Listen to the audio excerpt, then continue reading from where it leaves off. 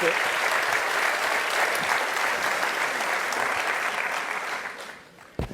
So we'll go to about 30, 35 minutes where I have some questions that I prepared for Jack. He hasn't seen them. So hopefully we'll make it somewhat entertaining. And then Alicia, where's Alicia? So she'll wave at me, and then we'll do some Q&A. We have mics set up, and I'll talk about that when we get to it. It is a fireside chat. Where was my fire? It's fireside chat, so the GSP was nice enough to provide a little picture of a fire. Although with 95 degrees out there, I'm not sure we needed any fire. Jack, yeah. We were both in Seattle. I'm not reading my email. I'm reading my notes here. We were both in Seattle last couple of days, and you were part of the delegation that traveled with President Xi. And there were many interesting things that were discussed. And you were on a panel Tuesday morning that included entrepreneurs that were selling sausages and brewed coffee and what common themes with the President Xi, what common themes did you all explore both on the Chinese side and what did you hear on the U.S. side? Well, first I would like to thank Stanford for giving me this great honor. I never thought that I can have this privilege to get this award. Because remember 20 years ago when I was in Seattle, I discovered internet, and 19 years ago, first trip to come to the Silicon Valley.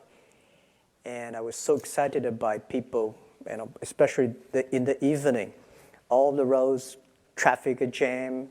I'm excited by that, especially in the Sunday and Saturday weekends, all the parking lots, there's no place to parking car. I think this is so exciting, which China should have that. And I go back, and that's right, now we have a traffic jam, but we all...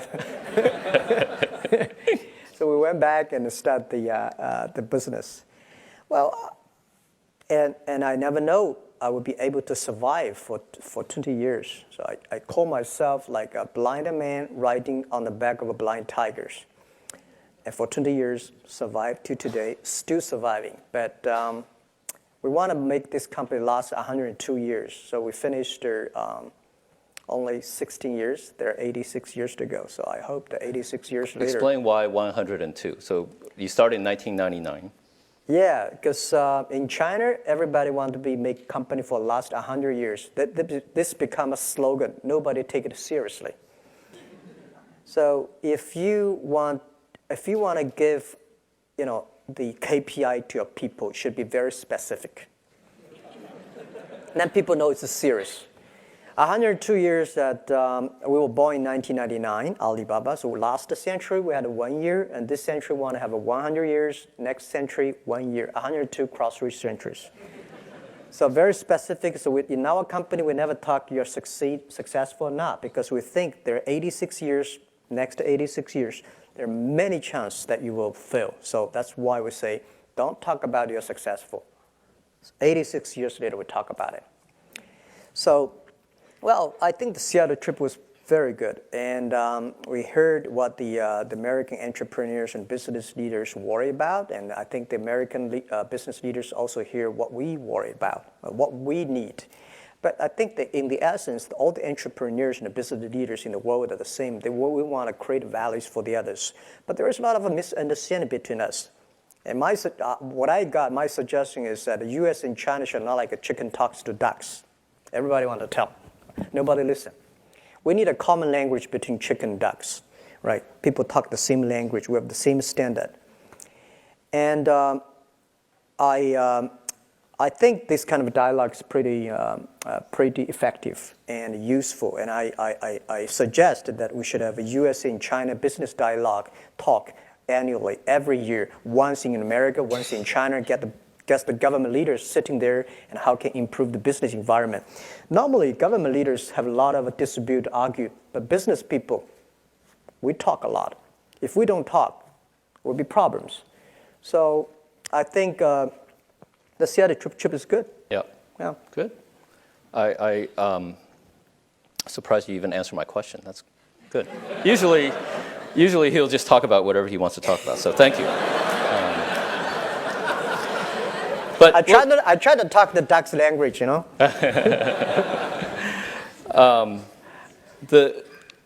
The Chinese economy has been on everybody's mind, right? I mean, and people are worried here that the slowdown in China will affect global economy. How are you seeing things? I mean, obviously the stock market has been kind of a symbol of something that's a bubble, but what is going on in China from your viewpoint? What's your perspective? I mean, you're not an economist, but you see so much going on there. Yeah. Well, first, I think people in the States, in the West, worry about China. I think it's a good thing. Because every time when West worry about China, China go up. And when people in the Western think, wow, China's have a good future, and China has a problem. And China, the Western has been suspect China growth for past 30 years, right? So that's fine, and it takes time for both sides to understand each other. Well, China, I think, keep on growing for 10, 11, 12% for so many years. I don't think it can last long, and it's impossible. As I said, it's like a human body. When you are 1.8 meters tall, you cannot keep growing like that pace all the time. You have to keep grow in your quality, the brain, not the body size. And especially today, I don't think, first, it's impossible to keep 10, 15, 11% growth annually. Second is that China needed to be slowed down and have to learn to be slowed down. Because when you see the water, when you see the air, when you see all the resources we used, it's impossible and it's ridiculous. And we don't want China have making a lot of money, and we spend the money on the medicine and spend the money in the hospital. This cannot work. So on the other side, people like me, I think China is slowing down for 7%. Good. But the thing, even 7%, think about, we are still the fastest growth economy in the world. And with the 7% of the total GDP, think about it, guys. This is lots of money. We should use the money in a better way. We need the quality, not the quantity. 30 years ago, we need a lot of quantity, but now it's quality. So I think in the West have a high expectation that China should have quality. China should control the air and pollution and this and that. When we really start to do it, people start to worry, which is fine, but it's slowing down. On the other thing is that I think China economy is not that bad. There are two things. There are called the three 马车, right? Horse carriages, yeah. Right? Investment, infrastructure, exporting, domestic consumptions. These are the three things that China's always proud of, that these are the three engines that put China economy grow. But the investment of infrastructure slowing down. And exporting slowing down. These are the two things government is very good at. They love to do it because they have the power to exporting and investment. But there's one thing they could not do it good way is the consumptions, because consumption is not done by government. Consumption is done by entrepreneurship and market economy. So I think people like us have the great opportunity. Now it's our turn, not government's turn. After 30 years, government pushed the economy in their way. And now it's our way. So I consider this as an opportunity for real market economy. And the next thing is that I said yesterday on a conference to the dialogue, there are a lot of misunderstanding, culture difference between American and Chinese.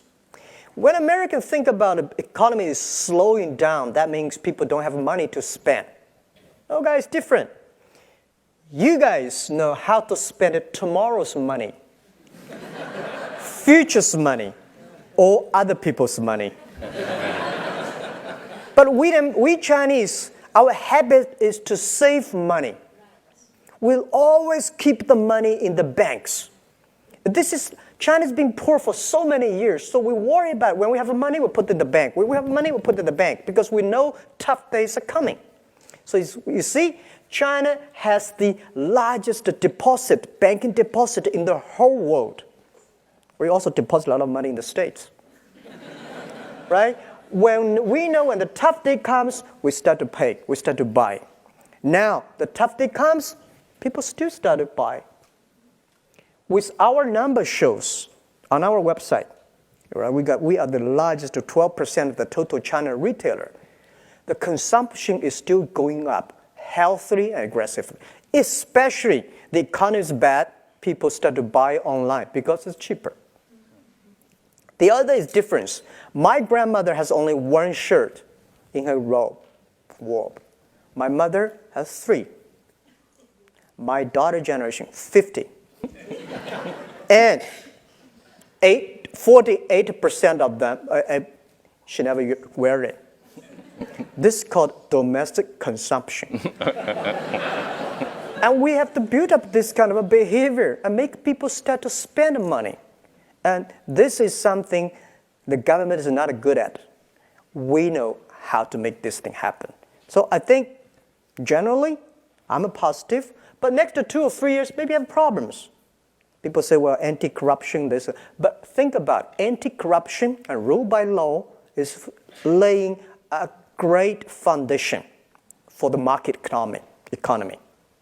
You don't want to go do business by bribery, right? You don't want to have an unfair environment in China doing. So market economy is about rule by law, and market economy is about clear, transparent, and fair.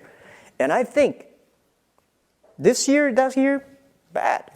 But this is why we need entrepreneurship. This is why we need that the business to drive the economy. So I'm a positive, and when people worry, I'm happy. When people are too happy, I start to worry. Because, and don't worry about the things the president is worried about. Worry about the things that nobody worry about. And this is the opportunity. So I'm positive because I'm positive, but I'm not stupid. I know that we have problems, but we have to solve the problems little by little. And that's it. I think you're right in that for a consumption and a service economy to take off and drive China as the third engine, it is going to require more businesses rather than governmental policy. Yeah. So I do think that's an opportunity for not just Alibaba, but you're right in the middle of it, but everybody. Yep. By the way, the other thing is the new economy. You see the traditional business is going down, right? But the new economy is growing up tremendously. So not only the BAT, we have so many wonderful startups today coming up. And that is the rising star. And this is what China should go. Not keep those things.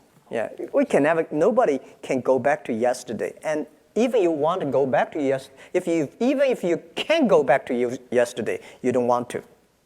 So I think we are good. Well, I mean, my perspective from being there yesterday is that I think both the government leadership and especially the business communities are emphasizing that our differences are not that big in the grand scheme of things, and that the U.S. and China are going to have to be key partners to solve the world's problems in the next 30 years. So it is largely a collaborative effort, and I think, Jack, if we collaborate, we could a lot of American dreams and Chinese dreams and world dreams. If we don't collaborate, it will be a nightmare. Yeah. Well, let's turn, and you're here tonight because of the entrepreneurial spirit of you and your founders. And obviously, when Alibaba started, it was no such thing as e-commerce.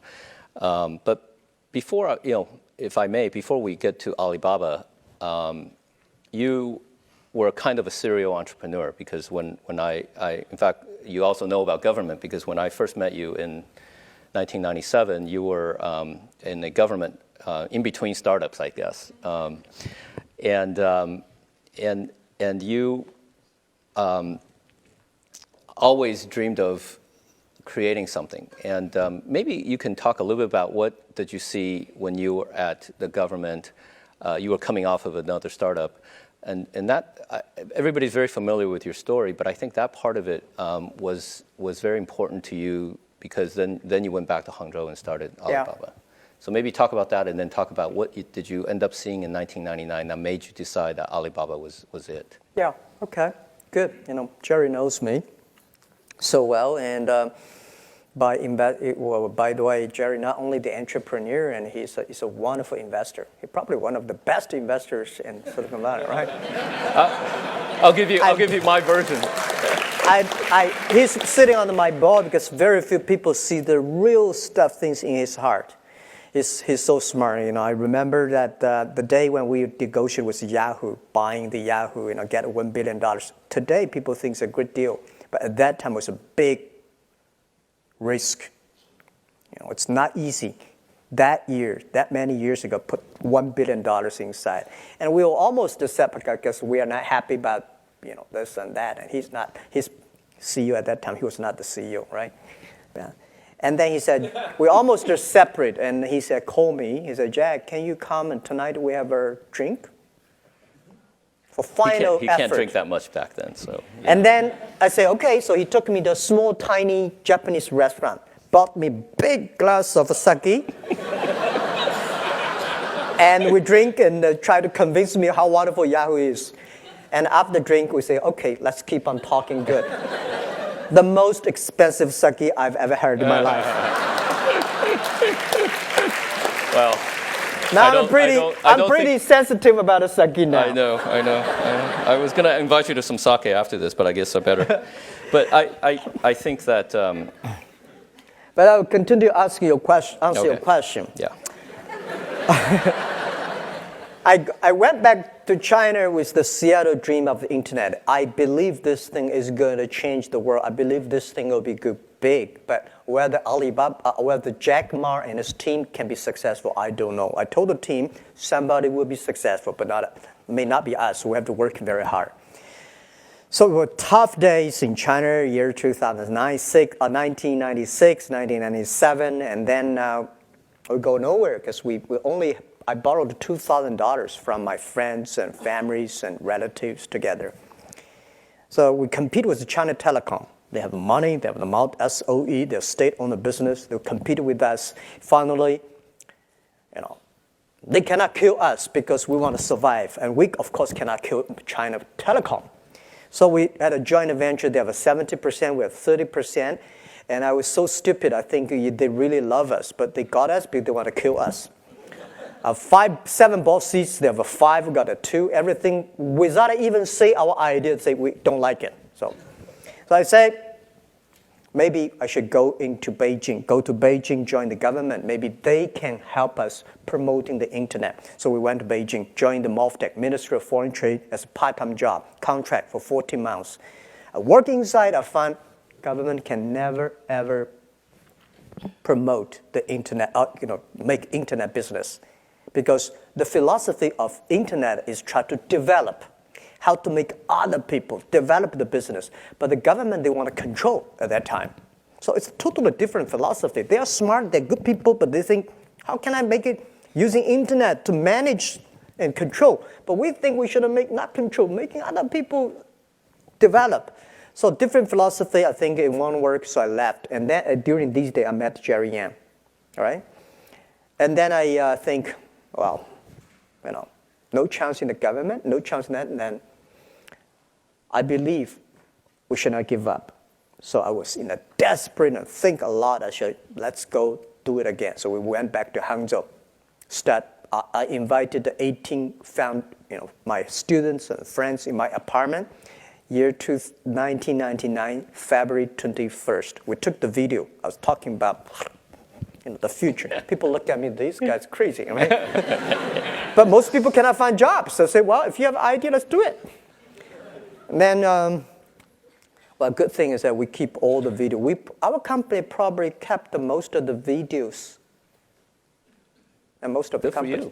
Yeah. Every meeting we had in the past 16 years, we videotaped because we know everything, every mistake we made. Every decision made in the future, we will give our young people to study us. We're going to open in every 10 years. What happened? Why we make this decision? Even discussing with Yahoo, why we join with Yahoo. We all videotaped.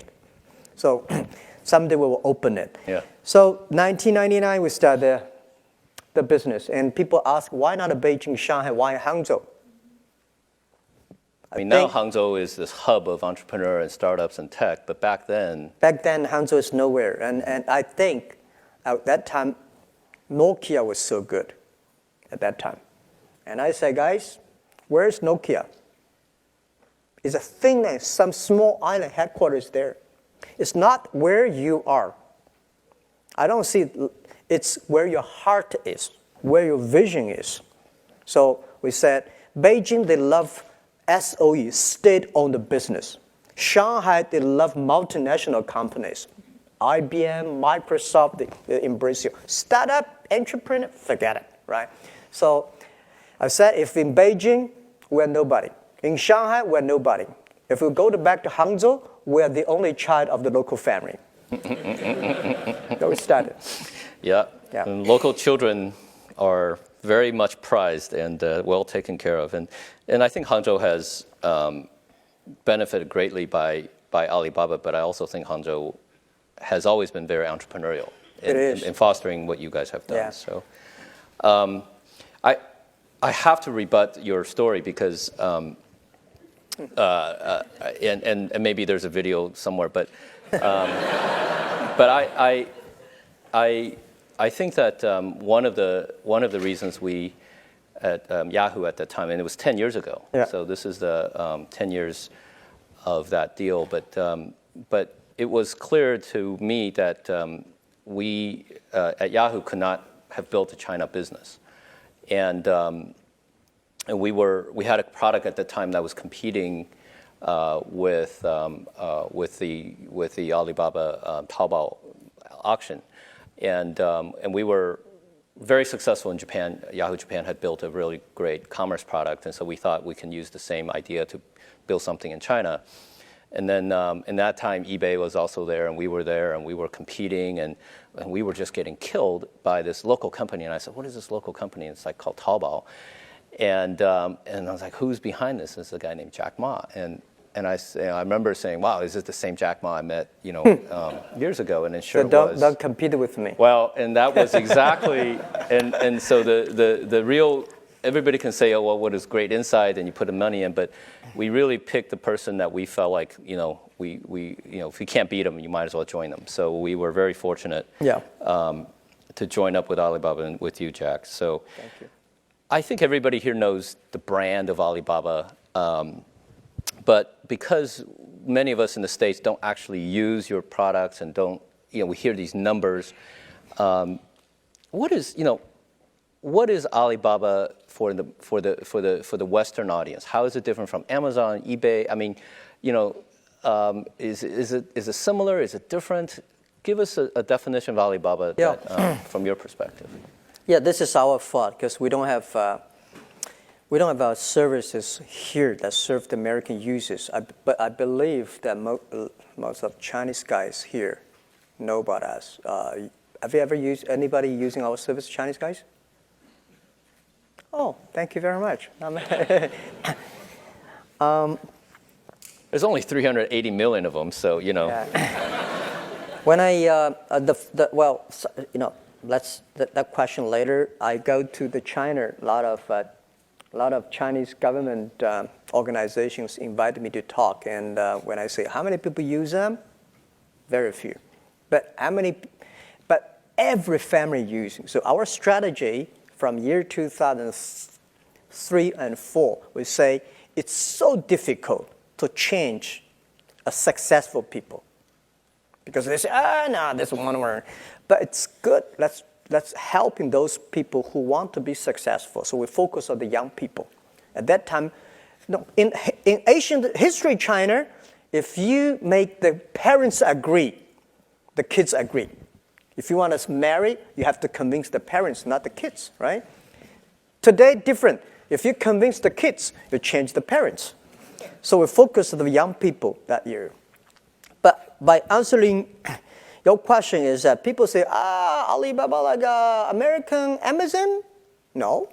eBay? No. Okay. This is the very traditional USA thinking. If there's no such model in America, they either don't understand, they don't like it, or they don't buy it. right? So any model, they want to find one. So at the first day, well, who are you? Yeah, we are eBay. Is that eBay? Okay, yeah, so we understand, but we are not eBay. We are not an e-commerce company, although we have the largest e-commerce probably business in the world. We're not an eBay. We do not buy and sell. We help people become e-commerce company. We enable other companies to do e-commerce. This is the difference between us and Amazon. We believe every company should be an Amazon. Amazon is a traditional business, happen to have a website. Which we believe, whether right or wrong, we think every manufacturer, everybody should sell online, right? Why you buy and sell? Too complicated. Why you want to buy and sell and deliver? Even more complicated. So we think we should making sure everybody using the e-commerce, using the payment, using the marketplaces, using the logistics system, using the data to build up their own business. So who are we? Yeah, we have the largest payment in the world. You probably don't know, we are 11 times bigger than PayPal, right? We are bigger than eBay plus Amazon together on the sales, and we deliver 30 million packages and more than that per day in China. What does that mean? Total USA package delivered today put together less than 30 million. So we have this business, but people consider us as e-commerce. Who we are infrastructure of business in China.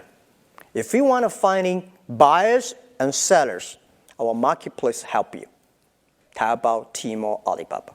If you want to having a payment, financial service, Ali Ant Financing help you. If you need a data service, Ali Cloud Dating service will help you. By the way, people only know about cloud dating here, the Amazon. Soon you will know us. And the third, logistic. We got 2 million people deliver products for us. So people in the States always question, how can you deliver things? And why you don't have your own deliver guys? Guys, the difference between USA and China is that you have a UPS, Federal Express, wonderful system. The traditional e-commerce company in the States, that they still do some supplementary to that. China, about 40 million packages per day. How many people you need? We believe in 10 years, every day China will deliver 300 million packages per day. On 11/11 day last year, we delivered 270 million packages per day. 11/11 we could sell more things. Why? We control the traffic, we control the selling. The reason is that we worry about the delivery. If the snow comes in November and the winter comes, the whole China traffic will be jammed. This is something that we're worried about. So we believe in 10 years, China will have at least 10 million people deliver things on the street. So even if you hire 1 million people to deliver things for you, you only have 10% market share. And I don't think we can manage 1 million people on the street, develop people. Because every day you have so many car accidents, you'll make you die. So we should encourage other people, enable other people to do it. So we are building up the infrastructure that we believe in 10 years, we hope, this is our mission, helping doing business easier. Any business, maybe 80 or 70 business in China, if you want to do business, finding customers, we help you. Financial services, we help you. Deliver services, we help you. Logistic, we help you, and marketing will help you, and the other thing is data, we help you. So we are like a company building up that, which is totally different about people say, oh, how many GMV you have? Oh, how many packages? This is only small part of our business. Our vision is bigger. We just think that we don't want to be, we might be bigger than Walmart this year or next year. And I remember 7 years ago, the senior management, like a vice chairman or something, come to Hangzhou. Of Walmart, we have a drink and Nasaki. A drink, and I said, sir, in 10 years, we will be bigger than Walmart globally. He looked at me and said, young man, very good vision. But, I said, but you've always had this relentless focus around SMBs as your core constituency, if you will. I mean, you obviously care about consumers and blah, blah, blah, but you're enabling of these businesses on your platform, being their infrastructure. That's always been your focus all along. That's right. That hasn't changed. That has not changed. That's what my answer is, that we will be bigger than Walmart this year, but does not mean that we are good, because we don't want the world has another company who are very able of selling things. We don't think we should buy sell. We should enable. So now there are 10 million small business power sellers in our site. We give them traffic. We give them the knowledge. We give them the data. We help them deliver, using the third party. So it's the 10 million small business combined together. They are the most powerful economy in the world, and we never change. I think we love small business. We love young people. We love women. Talk about that. Why don't you talk about the women? I never know. Before the IPO, there is American media, big media came to us saying, Jack, why so many women in your company? I say, anything wrong? Because we never know something wrong. And then we find more than 52% of our colleagues are women. And your senior management team. And senior management, 33% of the management are women, and 24% of the senior management are women. We have a women CEO, women CFO, women chief people officer. We feel proud because and by the way, 60% of our users are women. So we would were so excited because this century, the difference between this century and last century is competition of muscle. This century is competition of a brain. So brain, I think women and men are same. And the other issue is that this century is try to use a friendliness, care others more than care yourself. This is the difference between IT and DT time. So we find women care others more than men care others for others. Well, women have to care for husband, I don't know. You're going to get a lot children, of men very unhappy here. So. I'm telling the truth, right? And that is why we are supportive, because we find most of families, women make the decision what to buy. These are the most important decisions. And so we are happy about that. Yes, yeah. Can't argue with that. Great. That sounds, I think that vision of Alibaba, albeit very consistent from day one, is something I think is reaching an incredible scale. When is that coming to the U.S.? What's your global, and not just U.S., but globally, talk about what is that? Is it the same vision that you will roll it out in the global sense? What can you tell us about Alibaba's international plan? Yeah, I think at least the day when I retire, or the day that at least I can see the company, I don't want the company to change the mission that helping doing business easier for small business. But we never say we're helping Chinese small business doing business easier, helping globally. This is our vision and our mission that we will never change that. But maybe 60 years old, later, I don't know where I'll be there, but they probably go skyrocket, whatever, But the day when I see it, I don't want a company change that mission. And our global strategy is probably different from the American ways. In the past 20 years, globalization is more like Americanization, helping big companies going. Does not mean bad. Contribute the world a lot. Right? The past globalization, helping big companies going global. But I think because of the internet, next 30 years, globalization should help small business going globally. For China, because of us, last year we created at least 14 million jobs for China by helping small business, by enable small business with the technology we have, with the resources we gather together. So if we can help more small business in the world, we can help millions of people create jobs, innovations. So we will never change it. So our global strategy is that we want to build up an EWTO, that helping small business sell, buy across the board, help consumers, help American consumers, help the African consumers to buy online within 72 hours, they can receive the products. We want to help the agricultural products, small business in America, sell to China. So our different, in the past 20, 30 years, China is selling. China is exporting. And I'm trying to convince the government, and they accepted that. And I said, next 10, 20 years, China should buy things from the world. Now, we have 300 million middle-class people now in China. Think about, in 10, 15 years, we are going to have 500 million people in China become middle class. They need high-quality products. They need good services, which I don't think today China's land, water can provide that. So we can help more importing from America, importing from Europe, and big companies already almost everywhere in China. Let's help the small guys. This is our strategy. So we are not coming here to America to do business competing with, when you talk about business here, people always ask, when are you going to compete with Amazon? When are you going to compete with eBay?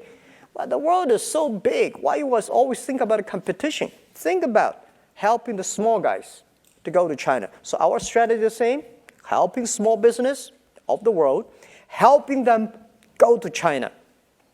And I feel excited about that. Good. And then I will be more welcome here. Right? People say, you guys come here to sell again? No, so I come here to buy. Before we open it up to questions, I just, and if you have questions, I think a mic is getting passed around, is that right? Let me just ask one more topic, and if you can keep it somewhat contained, we'll get to the questions, which is on the subject of philanthropy, because I know you have taken a leadership role in issues around the environment in China. You have personally started a foundation. Just talk about both your personal progress in terms of thinking and doing philanthropy, and also, how is philanthropy going in China in general? Okay, thank you. Well, honestly, I'm a lucky guy. I would say whether I'm the luckiest guy or unluckiest guy in the world. Unluckiest because I go nowhere. I don't have a privacy. I never thought I could be like that. And people say ugly looking, but I think I'm a unique looking person. Right? People remember me. Nobody will call you handsome. I know that. So you have a terrible view of judgment. Well, so with my background, my family background, with my education background, I would be like -2 or -3 if this is 0. Honestly, because I know who I am from my father, my mother, and my aunts. Nobody in my family that is like a government officer, a business leader. That is why in the past 20 years, we never got even 1 cent from government, 1 cent from the China banks. Because you don't have any guanxi, right? So that you just have to do from scratches. And with no matter how hard I work, I probably like a 2 or 3 if there's a 10. 2 or 3, that's my top. But today, I'm like a 6. So the 4 difference, that does not belong to me. That's not me. So people think, Jack, you're so good. No, I'm not that good. But people say, you're the bad. No, I'm not that bad, right? Especially after the IPO, people say, wow, you are so smart. wow, you know, God, we're lucky, right? But so I know I said to myself, when you have like a $2 or $3 million, that money belongs to you. But when you have a $20 million, trouble comes to you because you don't know the RMB or US dollars valuation up, devalued into the banks or stock market or in the, buy bond, headaches. But when you have a $1 billion, remember, that is not your money. That is the people's expectation on you. People put their hope on you because people believe you can manage these money resources better than the others. If you think these are your money, you will be in trouble. So I never think the money that I got, people say, well, Jack, you're one of the richest guy in China. No, I'm not. I'm helping others to manage the money. So I think, how can I spend the money better? And what I worry about, what I want to do, I want to do education because I was trained to be a teacher. I feel guilty for only taught school for 6 years. I feel good about that. So that's why I'm talking everywhere. I think of myself CEO, Chief Education Officer. Try my best to communicate. So, and I think China education system, people say have problem. China education is teaching knowledge is so good. 中国的教和育 teaching, we're the best, one of the best in the world. Go to any universities, Chinese students taking exams are the best. In the Stanford, I think, right? They're pretty good. They're very good. But the cultivate, the culture, teamwork, these are terrible. So we got to put more efforts on that. This is something I want to help. And second, environment. I worry about the air pollution, the water, all these things. And so that's why I joined the Nature Conservancy. And the other thing is the infrastructure of the philanthropy. Bill Gates tried to convince me, and with Warren Buffett years ago, came to China, we should donate every money. And I asked them, well, how old are you, Warren? He's 80. I said, when I'm 80, I will donate my money.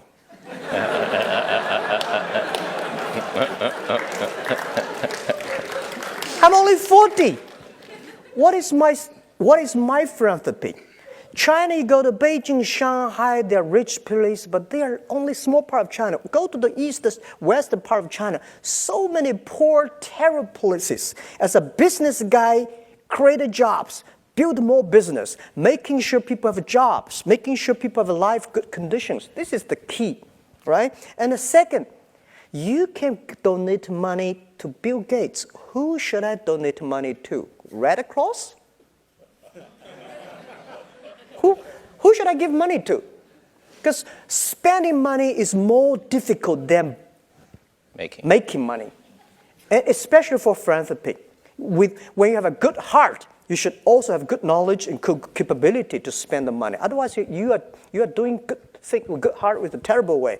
So I think what we were doing is to train people who can do philanthropy properly. So that's why we work with the Beijing University to have a first master degree philanthropy. Training people, develop people, how to manage the money, how to manage the projects, how to do things better, right? And I think we also have to work with the government to make a good policy for it. So when we build up this infrastructure, talents, and the policy, and I think they're coming. So China philanthropy is coming. But the key is we need good infrastructure. Like China business is good, but if the infrastructure is not ready, you go up and down, and go nowhere. So the money, which I'm going to put in education, environment, health. I worry about a health condition because the environment situation is going to cause China in 10 years health issues. And if we don't start to prepare now, we are going to have a huge problem. So these are the areas I'm doing that. But unfortunately, I don't have plenty of time. So we're forming a team. And I think philanthropy, the easiest thing is about donating money. The most difficult, valuable thing is about time and action. So this is something that we put 0.3% of the total Alibaba revenue every year into the environment protection, water protection. This is probably pretty unique. It's not profit, revenue. If there are any shareholders here, I already wrote on our IP book. And we think this is right. If the community is good, if the people are healthy, the business will be healthy. This is what we believe. For you. Yeah. Well, you can see that Jack has. Thank you. Thank you.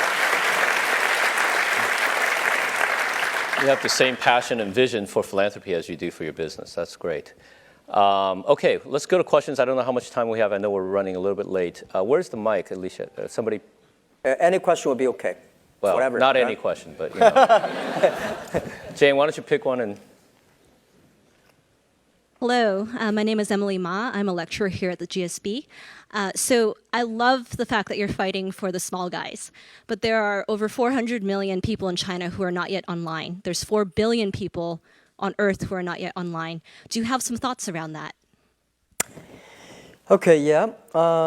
First, the good thing is that we have 1.4 billion people in the world are online. And they are born in 1980s. This is our hope. Make these people successful. Make these people good. And then they will attract more people going up. Right? If the people who are online are poor, and then nobody will go there. I don't like Chinese movie. All the movies, Chinese movies, the heroes always die. Nobody want to be the hero. In American movies, all the heroes survive. That's why people want to be hero. Right? So my philosophy is that making those people using internet successful, those small business using internet, if they're successful, our business will be successful, more people moving online. So the other thing is that we should working with the government and lower, more infrastructure, lower the cost of using the broadband. Yeah, I mean, there are a lot of things can be done, but good thing is that 1.4 billion people born in 1980s. These are our hope. These people will change the world. My grandfather know the news by reading newspaper. My father know the news by radio. My generation know the news by watch TV. My children, they're using internet. They say, I want to get involved. This is the hope. So make these people online good, and they will help more people. Who has a mic? Okay. Hi. I'm from Egypt. My name's Ali. So one day I'd hope to have children that would call me Ali Baba. But why is that the name of your company? That's the first part. Why is that? Why is it called Alibaba? Why is the business called Alibaba? Mm-hmm. The second question is, if you had to name the top 3 markets other than China, where you think that your business model is most applicable, can you list those? Okay, thank you. Why we choose the name Alibaba? Because we learned the name from Yahoo. We say, why this Yahoo strange name? But it sounds interesting. Then I was thinking about if we want to build up an internet company that can help small business. I mean, thought a lot. I was walking around. I got this name in San Francisco downtown. I was thinking about what the best name, and then suddenly I think Alibaba would be interesting. So I was thinking about there's a waitress came have a dinner. I asked, do you know about Alibaba? She said, yeah. I said, how do you know about it? What do you know about it? She said, Open Sesame. I said, yeah, that's the name. So I walk on the street asking a lot of people, do you know about Alibaba? They say, yeah. And then we decided this will be Open Sesame online for small business. But unfortunately, the Alibaba domain name was registered by the others. So we're using the Alibaba online. We think this is called AOL. because American online, it would be impossible to have that domain name and service in China, is that right? Or in Egypt, American online, people, But Alibaba online, everybody agree that. So later we bargained, we got the name from a Canadian guy, but I love that name. So now we also register Alimama.com. Well, our model helps those nations has the small business. If you have a lot of small business, if you have a poor infrastructure of commerce, the reason why China e-commerce grow faster than American, because the American infrastructure of commerce was so good. You have a Walmart, Kmart, whatever mart everywhere. Because they don't need it. They do. But for us, we don't have that. So when internet comes, we become the main infrastructure. So I said, in America, e-commerce is a dessert. We in China, we are main course. And this is why those nations, if your e-commerce of your commerce infrastructure is bad, internet e-commerce will be good. And for internet financing, same thing. America, you don't have internet financing, guys. You don't. We China have. Why? Because our financial system in China was too bad. When it is too bad, it's the opportunity. Now China rural areas, we go to the rural helping the villages. Villages, 10 years ago, no chance because people don't use PC. Too complicated to use PC. Today, everybody have a mobile phone. So villagers, e-commerce, internet grows so fast. So this is why maybe Indian country like Egypt, those with good population, poor infrastructure, young people. Your nation has a great young people, it's a great opportunity. When you have young people, it's growth. But don't mean you have old people bad, but young people, they are the changer, they're the shapers of tomorrow. We're getting old fast, so we better start. Why don't we take the last question from up on the top there? Hi, Jack. I'm glad to talk to you. I'm actually from China. I'm from Peking University for undergrad. I'm now a PhD in Stanford. I'm curious about what's your vision on 蚂蚁金服, like 支付宝, and especially globally, Chinese people are trying to do business not only in China but also in States and also in all over the world, and people want to invest overseas. Do you think 蚂蚁金服 can help with the capital flow globally? Yeah. Thank you. So probably here, people did not know about, a lot of people don't know about the 蚂蚁金服, the Ali Ant financing. How many people know about Ant financing? Okay. One day, everybody will know because you will use it. Ali Ant financing was coming from Alipay. It's a payment system because this was, we found this company year 2004 because people in China talk a lot on the e-commerce. They negotiate, they talk, but they don't buy because they worry about the money give him and this guy run away. And this guy say, well, I send you things, I don't get the money. So I went to all the banks and tried to convince the banks, can you help me with the payment? The banks say, your business is too small. We don't want it. So we built up a very stupid service called Alipay. It's escrow services. If you want to buy things from me, you wire the money to Jerry. And Jerry will let me know. I got a product, you got money, so I send the products. If you're happy, pay me. Not happy, return the money, return products. People say, year 2003, they say, this is the most stupid idea I've ever heard. Because why you don't use credit card? Guys, we don't have credit cards. So we made that. Well, remember, today, registered users, just the registered users, close 1 billion people using that. And active, I don't tell the number, right? We're so big today on that. And later becomes the standard payment for China. And then based on that, we have all the datas. We have the datas, we have to build up the credit system for each individual. How much you buy, what you buy is that you pay the money in time and then sell all the system. So what 蚂蚁金服 the first is try to build up a credit system for China, the trust system. Without that, small business cannot do business.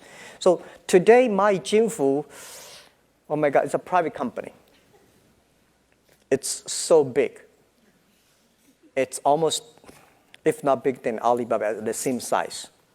And I'm happy because this thing is changing China's financial system. And we are also applying for license in the States. We are going to Korea, Japan, and India, and we think this is going to help millions of people in the world. By the way, I'll give you one example how powerful it is. We got a small loan license 4 years ago, giving loans. We don't have a deposit, giving loans. Within 4 years, we have given 1.5 million small business loans. And every average borrower only $5,000. We make decision whether we should give you money or not, lend you money within 3 minutes. You can borrow 1 cent, borrow for 1 minute, which all the banks got scared about that because the cost is so low. And how many people work for their loan department? 200 people. So 200 people giving loan for 1.5 million business. And this thing, I think, in the future is going to help millions of small business getting loan online based on credit. And the credit system we built up called the Sesame Credit. You buy, you sell the credit, all the things you get it. And the Sesame Credit today, good thing is a lot of government are giving visas to Chinese based on Sesame Credit. And if you want to rent a house, people check your Sesame Credit. And the funny thing is, last month, people find boys and girls. See your Sesame Credit. And this is something we're changing in China. I feel proud of that. But we will definitely be in Thailand. Yeah, this is what we want.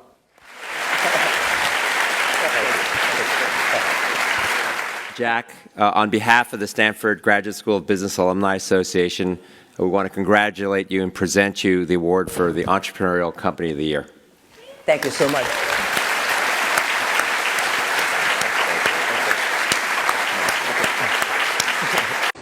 Don't worry. Any mistake is an income, is a wonderful revenue for you.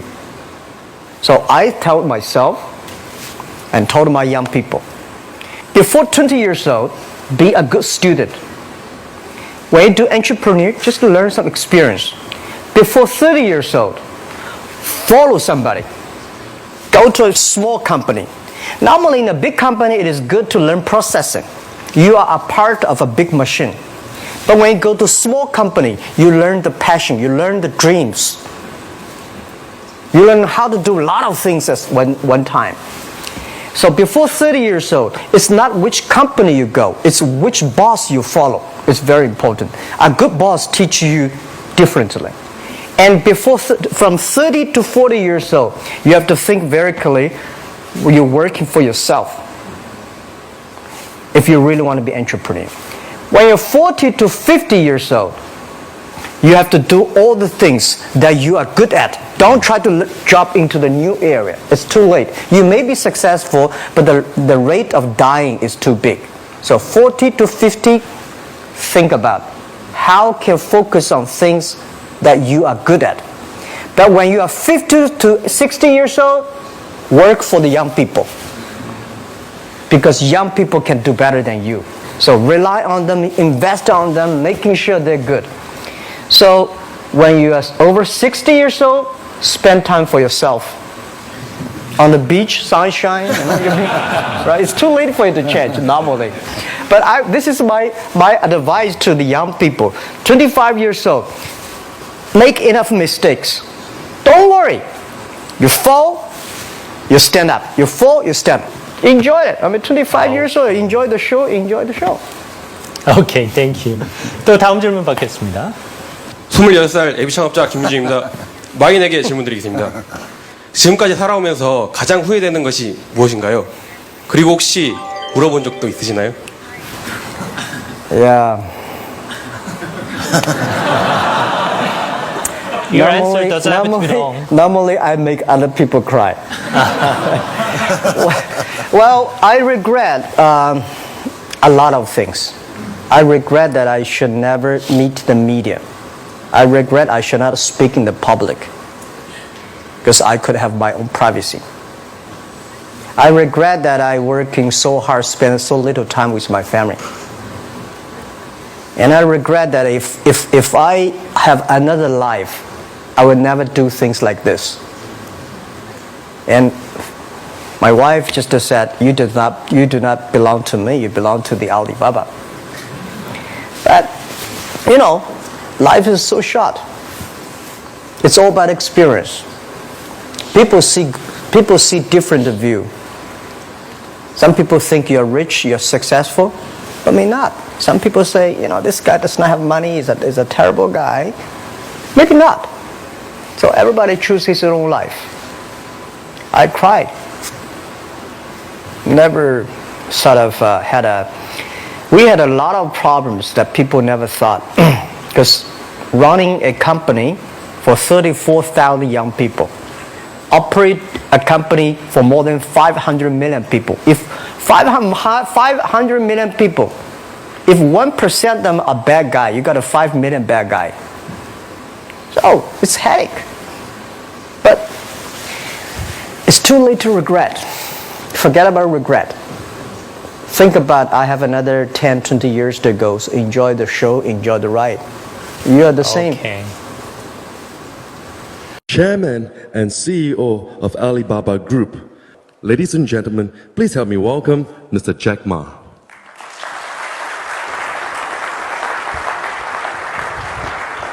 Thank you. Yeah.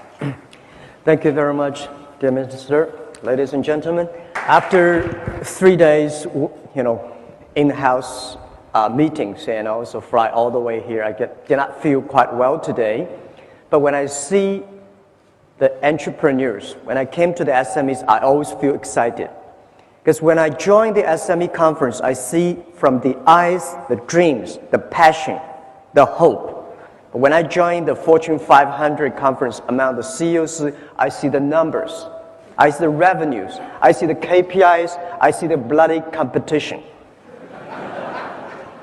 But among the SMEs, you see, I have a dream, I want to do something. And that happens all the time. And that makes me excited all the time.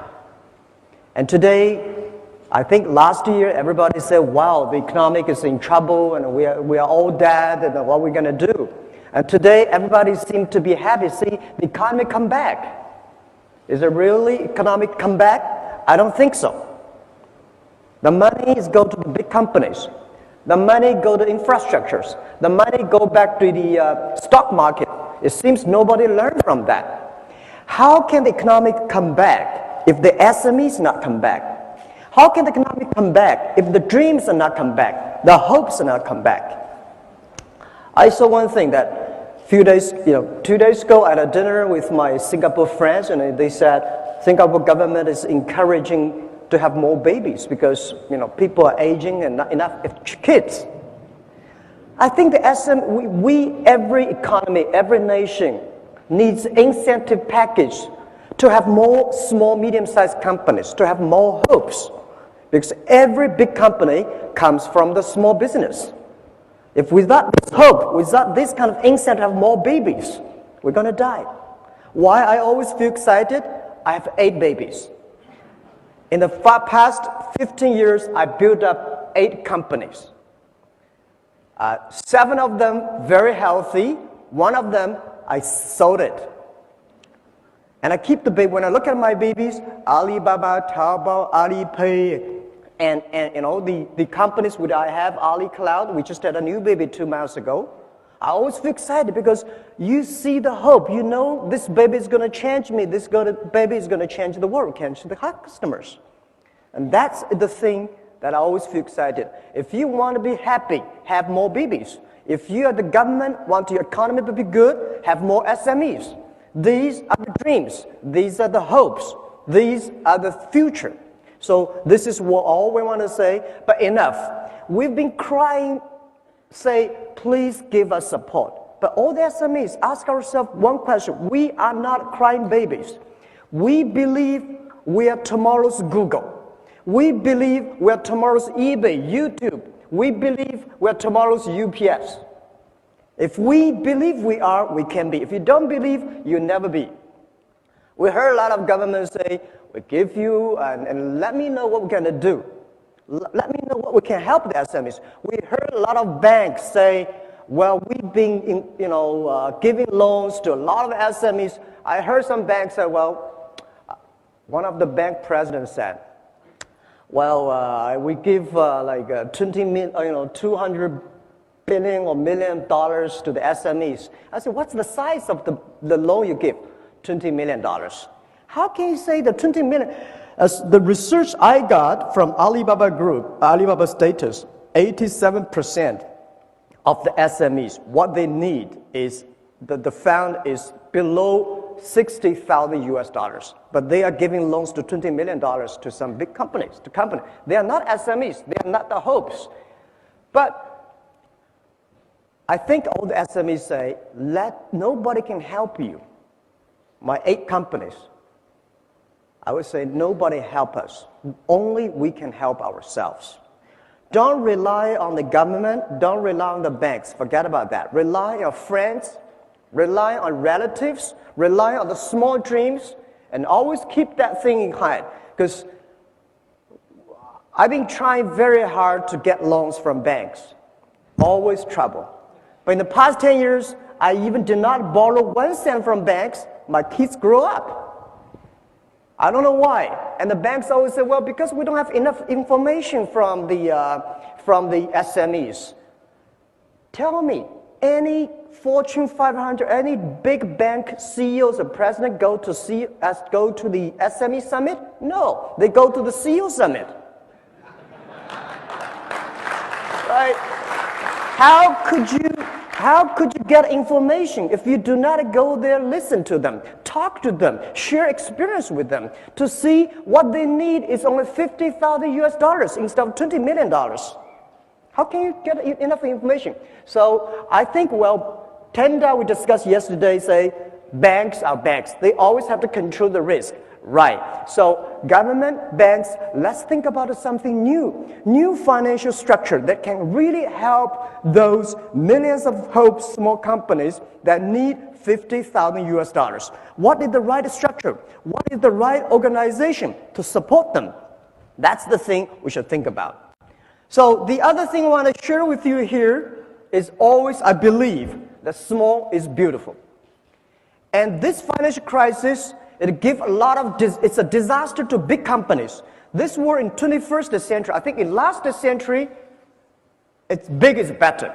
You have a big, factory, big amount, and everything's big, is good. This century, in the 21st century, I always believe small is beautiful because it's not how fast your machine is. It's not how many equipments you have. It is how quickly you can change yourself to meet the market. Because the information time, internet, technology make a difference. So the world IT in the last century is designed for manufacture. And this century, IT is designed to help the consumers. So I think this is a disaster for big companies, century disaster for big companies, but it is a great opportunity for small business. For this financial crisis, we see a lot of big companies we never thought they would die. AIG, to me, it's like empire. How could that happen, right? All the the big car companies which we respect, we always want to be there. But today, they all died. And let's look at the SMEs. We still feel painful, but we are happy in our heart because we still survive. And we heard so many stories about big companies giving trouble. And I see the society, the government paid too much attention to these big troublemakers. They are the troublemakers. And we give them enough support. Let them die. It's the time for them to die because they make troubles. Every big company, they have a different disaster, different problems, but all the SMEs have the same problems. They need understanding and support. This war is not fair. I know, so that's why I want to encourage everyone, all the SMEs here. I'm an SME. I have 8 kids. I'm still an SME. I still believe I'm small because when I'm small, I know I can be big, and I hate to be big, unfortunately. When I was a small company, only have 10, 20 people, I feel so excited. Well, I can call every employee's names, and I know everything I want to change. I can change it within half a minute. Now, oh, terrible. When I was 20 years old, my friend said, your company is not big enough. If you are big, you're like a big boss. You're easy, right? You can control your time. Now my time is not controlled by myself. My time is controlled by all the meetings, the secretaries, and the KPI, shareholders, all the things. It's much tougher than when you are small. So I always believe the first day love is very beautiful. Believe the first day love. Believe when you're small, at least you can have time to go out, to go to cinema with your wife and the kids and enjoy a wonderful view. But when you're big, you always go to board meetings. And also, I want to say that I give you some today. I come here. People say, Jack, you did not prepare. Why you don't have a PPT? I never prepared PPT. I'm not good at the technology. I was trained to be a high school teacher. And the only thing I can know about a computer, funny things, I'm running one of the biggest e-commerce companies in China, maybe in the world, but I know nothing about computer. The only thing I can know about computer is send, receive email, and browse. That's it. Because I always say technology is for people not working for technology. But today I come here as an entrepreneur, I'm prepared every day. I'm not prepared for the PPT because every time when I use PPT, something wrong, I cannot use it. So I come here to tell you my own experience. I want to share with you, as an 8 kids father, what I did when I have trouble. When I have trouble, I always remind me 3 things. Focus on your customer, serve your employees, and learn from your competitors. These are the key issues that I learned. Focus on customer. Everybody today talking about shareholder number 1. I hate that. I think it's always customer number 1. It's the customer give you the money. It's the customer give you the innovations. It's the customer that make you happy. Because year 1999 and year 2000, when internet bubble burst, we cannot get any money. We do not have revenues. We have nothing. But every day, what I encouraged me go on was a letter of thanks and emails from my customers. Say, Jack, Alibaba, keep on, because you helped us. Someday we will help you. That's the dream I had. So today, when you believe shareholder number 1, you only think about making numbers. You only think about revenues. You only think about how can make your stock market go up. And I let you know, no shareholders can be trusted. I tell you the truth. Well, our shares stock price 2 years ago, we listed at 13.5 Hong Kong dollars. Before that listing day, a lot of shareholders come say, Jack, we're long-term shareholders. Please give us more shares. We'll keep it. When the financial crisis time came, the day we IPO 13.45, we went up to $40 without doing anything good with 24 hours. And then the financial crisis came, $40 to $3 without doing anything bad. They all gone. Most of the shareholders, they're share traders. How can you trust on them? So rely on customers, because the customers stay with you. Customers grow up with you. Customers give you the money, give you the hope, give you the support. So focus on customer. And second is rely and serve your employees. It's your employee, it's your team that make the difference. That the employees that make all the dreams realized. If we say, well, we have so many problems, and big companies have a problem in getting the innovations, how to make things happen. Well, because they do not listen to the employees. They focus too much on the shareholders. The shareholders, well, they give you this idea, that idea, and when you really do that idea, they're gone. And they change all the time, but your employees stay with you. I remember the tough days. It was so difficult, year 2002, 2001. There's only one group of people that stay with me. That's my colleagues. And people say, Jack, you don't have to pay me for 2 years. I will still stay the company, because You respect us because the customer love us. And I tell you one funny thing, only when you believe your employees are talents, they are talented people. If you don't believe them, they will never be. My mistake I made when I was year 2000, we raised $5 million US dollars.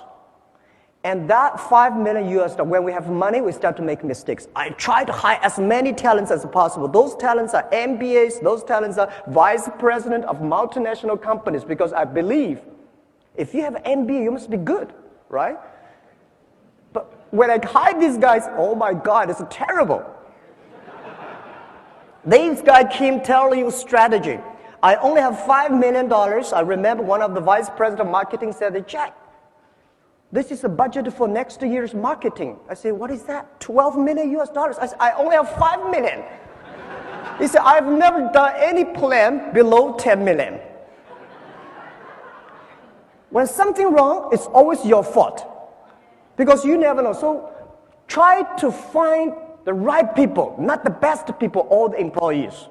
You try to find. So if you try to hire great people in your own company, which your company is not good enough at that time, just like a poor Boeing 7, if you want to put a Boeing 747 into a poor tractor, when that grows, your tractor never fly into pieces.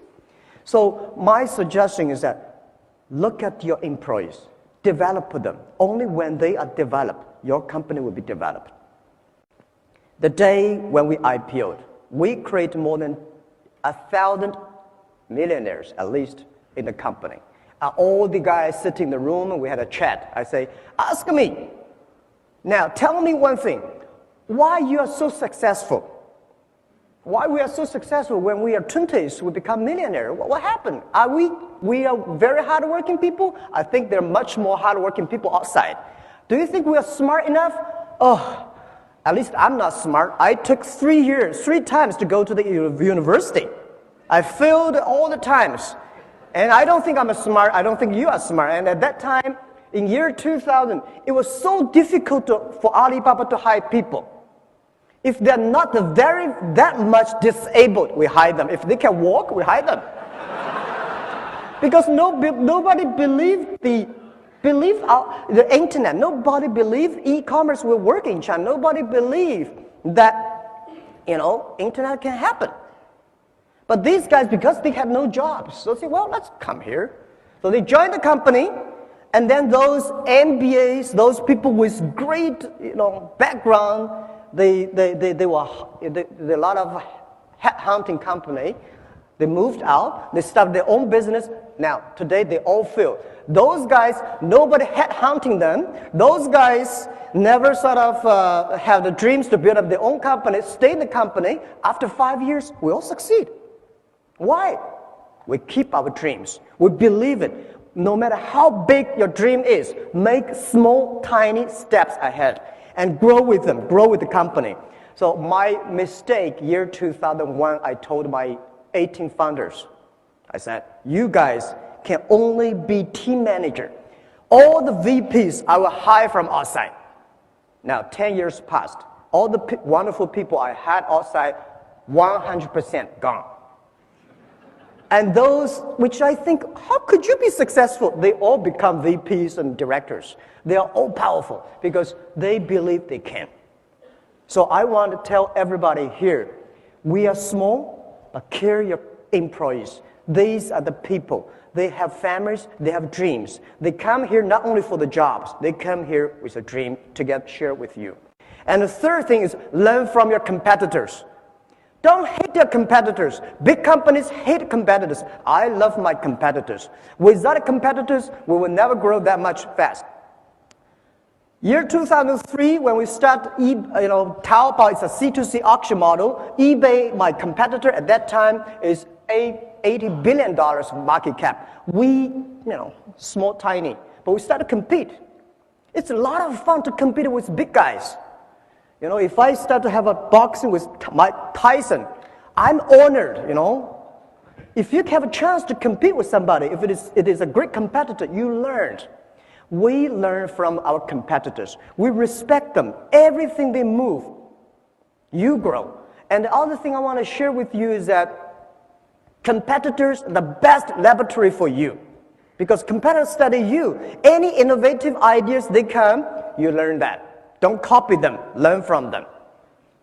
So I love my competitors. Every time when I look at them, I always admire.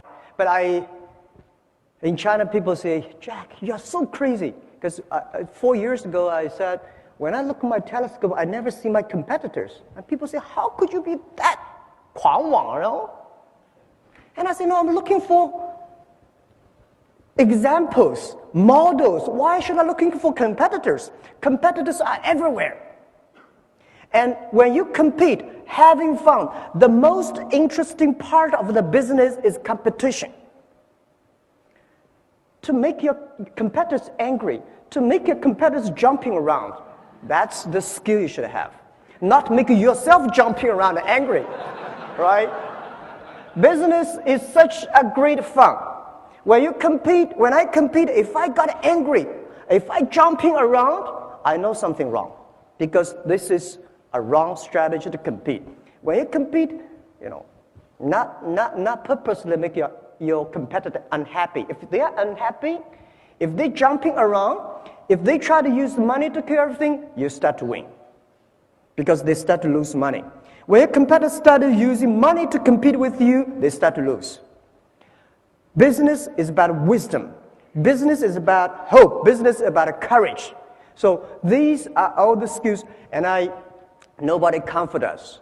I learned to use my right hand to comfort my left hand when I'm in trouble. You always tell yourself, okay, I'm still surviving, I'm still growing, everything's good, at least I'm still surviving, right? So when you're big, you start to worry about losing something. When it's small, you start to grow. So I always believe small, keep the hope. So these are the things I want to share with you. And the last and most important thing I want to say is never, ever give up your dreams. I think you cannot eat food for 7 days that you will die, right? 5 to 7 days. If you do not drink for 3 days, you will die. If you do not breathe for 3 minutes, you die. But if you lose hope and dream for 1 minute, you die. So I want to tell you that I had problems. In the past 10 years, these days when I walk on China, when I look at the airport, a lot of books about me, about the Alibaba, I feel very nervous because these are not the books interviewed me. These are books that all right, we are not that good. We're not that bad. But today when you're something, successful, they start to write good things about it. We made so many mistakes. The only book that I dream to write about is Alibaba 1001 Mistakes. Every mistake, I think you counted, I made it. And I know you will make it too. Because when I was doing business, everybody said, "Wow, this is the mistake. This guy is going to make. That guy is going to. I'm never going to make it." I tell you, you will make it, and you will make it again. And when you make it again, don't lose confidence. Make it again. You will win. That's all we did. I mean, nobody's perfect, right? So I almost lost my confidence year 2002. I had a big trouble with my team in the USA. I learned from a great consultant guy, joined the company, said, "Jack, Alibaba doing international trade. International trade needs English. Which country has the best English you believe? I think USA, right. Now, internet needs great technology. Which country has the best technology? We say, USA, right. And we're in Silicon Valley. So we move our Alibaba.com to Silicon Valley. And when I arrived in Silicon Valley, we suddenly realized something wrong. We hired people from Miami, from New York, and from all the where. They all came to our Silicon Valley. And after 3 months, I realized the problem is that nobody in Silicon Valley knows the trade. So what's the point? Have a good technology and English. We are not English site, right? All the small, medium-sized companies across the board, they know exactly what are you talking about, no matter how terrible your English is. Right. So I made a mistake, and I told the people, say, sorry, it's a mistake. Let's move back. So after 2 months, we moved back to China again. The funny thing is that everybody was happy at that time because internet was boosting. They got a lot of option shares, they got a lot of cash pay, and they find another job is easy. And nobody wanted the shares. We give them 1 cent per share. No, share, we want a cash. Now you know they don't believe your dreams. If they believe the dreams, give them the shares, 1 cent. If they don't believe, I want a cash, let them go. And I was so disappointed. A lot of people we hired, they did not want. They want a cash. No matter how wonderful at that time, it's easy to raise money. People still want a cash. So I said, okay, let's forget it. And I worked for about half an hour on the Beijing street. My colleague was with me. And then I told myself, go to bed, sleep, tomorrow again. So we started. Today, things change. So I want to tell you, never ever give up your dreams. And today, I encourage myself and our team. It reminds us one thing that always, and I want to share with you, finish my speech, that today is very difficult. Tomorrow is much more difficult. But the day after tomorrow is very beautiful. Most people die tomorrow evening. You will never be able to see the day after tomorrow's sunshine. If you give up the hope, you will not see it. If you give up your employees, you will never see it. If you give up your customers, you will dead. But if you give up shareholders, you will get a better one.